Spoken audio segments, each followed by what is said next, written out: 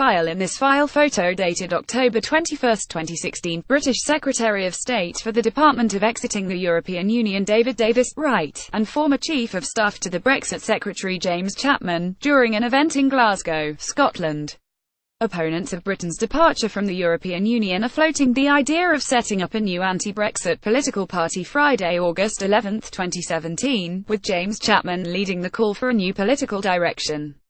Jane Barlow per file via app Associated Press London. Opponents of Britain's departure from the European Union are floating the idea of setting up a new anti-Brexit political party. James Chapman, a former top aide to Brexit Secretary David Davis, has become an outspoken critic of Britain's looming departure from the 28-nation bloc. He is calling for a new centrist political party because both the governing Conservatives and main opposition Labour parties say they will go through with the decision to leave. Chapman said Friday there is an enormous gap in the centre now of British politics that could be filled by an anti-Brexit force.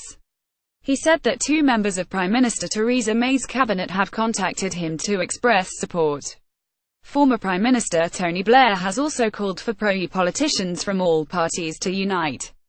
Chapman, a former journalist who was Chief of Staff to Davis until June, tweeted this week that Brexit is a catastrophe and called on sensible lawmakers to reverse it. He has suggested the new party should be called the Democrats. But many politicians say Britain's democratically voted to leave the bloc and it would be wrong to override the decision. Britain is currently negotiating its divorce from the EU and is due to leave in March 2019. Progress has been slow on settling the big early issues, including the status of EU nationals living in the UK and the size of the bill Britain must pay to settle its commitments to the bloc. Meanwhile, UK economic growth is faltering amid uncertainty about what the country's future trading relationship with the EU will be. Copyright 2017 The Associated Press. All rights reserved. This material may not be published, broadcast, rewritten or redistributed.